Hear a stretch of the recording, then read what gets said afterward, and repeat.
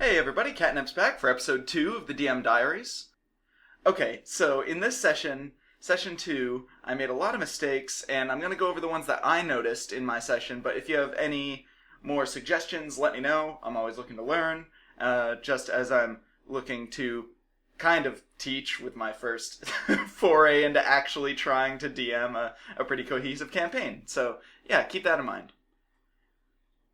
Okay, so the plot. Let's start off with where we left off last session, which was with Norman punching the mighty Tahoma, the tall, lanky skeleton, right in the face. Ariel, the short, stout skeleton, does not take very kindly to this, and counterattacks with an entangling spell of spaghetti. It's just play Undertale, just do it. So no one's able to free themselves, and the skeletons walk away. The party decides to camp for the night. When they do, they hear a wailing to the southwest, an evil, deep sadness that is coming from the southwest. And on the way home, they have a random encounter with a possessed child, and Grondel is able to use his cleric powers to eliminate the demon inside the child. When they get back home, they see an army, a Torton army. Tortons are anthropomorphic tortoises about 6.5 feet tall that I made for this campaign, because I was like, fuck it, let's have giant tortoises walking on 2 legs. So that's what I did, and they're great. And so the army was marching out to the west. And yes, so the party learns of the Tortons. Tharnos, the mayor of Thorpe, describes their problem to the party. The Thorpe River, running from east to west, has begun to run black, and it's reached the Torton Marsh, and they're not happy. They're blaming the people of Thorpe for this. They came with their army, marching out to say, hey, look, you should probably figure this out. We're going to give you a month, and if you haven't figured it out by then or made any significant progress, we're going to have some problems. So, naturally, after learning of all this dire stuff, the party goes to the bar. At the bar, they see a Torton in the corner, smoking a pipe and staring at them intently. They approach the Torton, and they realize that it's Geralt, son of Gadrick, who is the leader of the Tortons. So Geralt says, yes, the Tortons came because the water is now running black, but he has a different mission, to avenge his killed brother Gormund. The leader, Gadrick, doesn't know that Gormund has been killed yet. He marched out before the murder took place. Gormund was killed near the Black Water in the Torton Marsh, and Geralt is looking for someone to find the killer. There was an insignia of Thorpe at the site of the attack. It looked like that it was something that came from a guard's regalia. So, Geralt says, I don't have much to offer you. If you figure out the Black Water stuff, there's probably more in it for you, but I can promise that I'll help in any way I can, and it would be greatly appreciated if you help to avenge my brother. So the party thinks about it for a little while and decides, yeah, sure, what the hell, let's go help out Garrick. So the party travels to the Torton Marsh with Geralt and discovers an insignia of Kanos, the god of death, destiny, and spreading plague, at the site of the death as well. This is pointed out to Geralt, and Geralt says, oh, I've heard rumors of a Kanos worshipper up to the north who's slowly petrifying everything. So the party says, alright, let's go. They go to the tower, and it's a small tower. It's slowly being built up, and in the mile around the tower, think Isengard from the Lord of the Rings. It's like basically a spreading plague of just industry and rock. And so Geralt walks up to the front gates, and the 2 stone golems that are standing guard with their axes immediately attack. Roll initiative! In the ensuing battle, Geralt is taken down by the stone golems, who just hack at him relentlessly. So Drogo knows he can't fight these stone golems with his tiny little halfling weapons. But he rolls successfully on a dungeoneering check, and he remembers that normally with golems there's a power source nearby, and if you destroy the power source, you can shut down the golem. So he climbs up the walls of the outer gate of the tower, finds the power sources, and destroys one, killing one of the golems. The other golem is taken down through more conventional smashy. After this happens, they're able to successfully open the gate.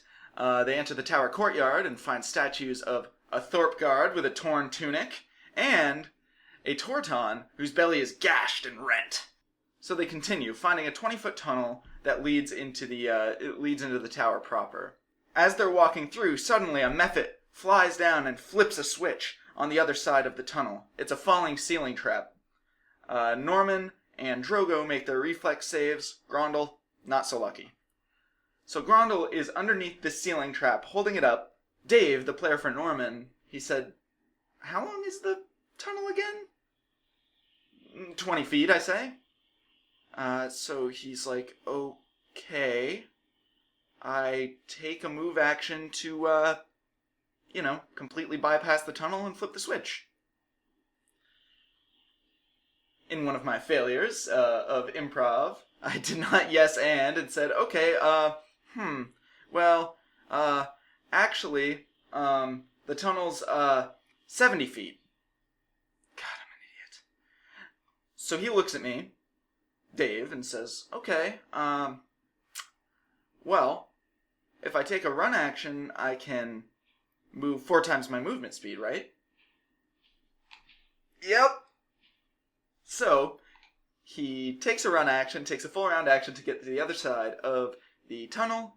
The 20-foot tunnel that's now 70 feet, due to my utter lack of preparation for this eventuality. He runs to the other side, they roll initiative, he rolls first. His first action is to flip the switch and attack the mephit. The mephit, scared, flies away, and, well, there goes that encounter. So he flips the switch, everything's fine, the mephit flies up to the tower, They meet the Geomancer, the worshipper of Kanos, and after a fight, they kill him, and that's the end of the session. Okay, so some takeaways. Mistake number 1. There were way too many moving parts for my little mystery/forked quest. You could have gone to the source up in Angler's Quay and seen what was going on to make the water black. Or you could take this other path and help Geralt the Torton. And I realized I was trying to give them choices, but I didn't prep. I mean, once you fork it's basically twice as much work for each of those. And I prepped poorly. I didn't know some very basic things about the mystery that I was even trying to present to them. For example, did the Thorpe guard in fact kill Gormund? Why would Geralt not tell his father immediately as soon as he found out? Why wouldn't he, if he's still hanging out in Thorpe, why didn't he just go to his father and say, hey, some real bad shit has gone down? Why would I make a tunnel that's only 20 feet long? See, these are really basic questions that I think as a noob DM, it's kind of easy to overlook, but you do have to go into some detail and actually think through these sorts of things, which I failed to do. Mistake number 2 kind of lumps in with the too many moving parts mistake. There just wasn't enough prep. So we played a lot later than I thought we were going to. It was about an 8-hour session. I had prepped out for... I was thinking they would be stopped by the gate, and it would take, a half hour to figure out, what do we do with this falling ceiling trap? And then they just ran through it, which made it so that everything past that was much more poorly prepped because I wasn't expecting us to get that far, frankly. Which, you can only do so much about, but it's, I wasn't able to really effectively think on my feet either. I was like, alright, well, what the hell, let's just do the boss battle, I guess. And that, I think, actually was the right move, because that I had somewhat prepared. I knew what the Geomancer, what his fighting style would be and how he would kind of interact with these players. So instead of kind of throwing them in this sloppily prepared stuff, I said, alright, well, let's, it's a short tower. Well, this guy's just started building it. Let's just have him fight the mephit and the Geomancer right now. And I think that was a good move, but it's still just indicative of, I kind of had to end the session after that. I didn't have anything else. So the lesson I learned from that is that you should take your time. And if you're running into something that you don't have much prepared, it's okay as a DM to be like, okay, let's take a 15-20 minute break. Let me collect my thoughts. Let me throw something together here so that it's at least a little bit cohesive. And mistake number 3 was kind of getting down on myself. So after that failure of a trap, it was terrible. I was like, oh shit, are you kidding me? I had thought about it and I was like, oh, this will be really fun. But the thing is, I got down on myself and I was like, what the hell? And I just I threw in the towel for the rest of the session, which granted was basically a combat encounter. And then it was over. But It's just something you have to pay attention to, and you have to realize that as a DM, you're gonna make mistakes, it's gonna be clunky, and that's fine. You just gotta kind of roll with the punches and, do the yes ands and the no buts of the improv world. Not like no buts are great, no comma B-U-T.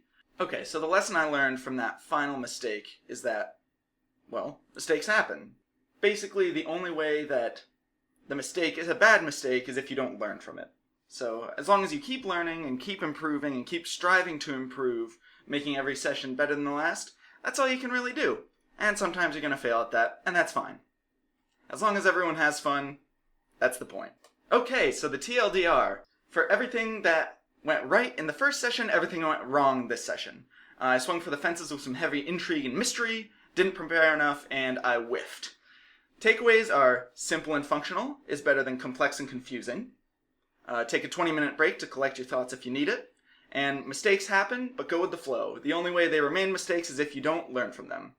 And despite all the struggles, on my end, it seemed like everyone had a great time. Everyone was telling me they were having a good time, so, at the end of the day, that's all that really matters. Alright, well, thank you for watching, and, let me know of any other questions, comments you have on the session, on things I could work on, things that you use that could help me. That would be great. I'm always looking to improve. So thanks again, and take care.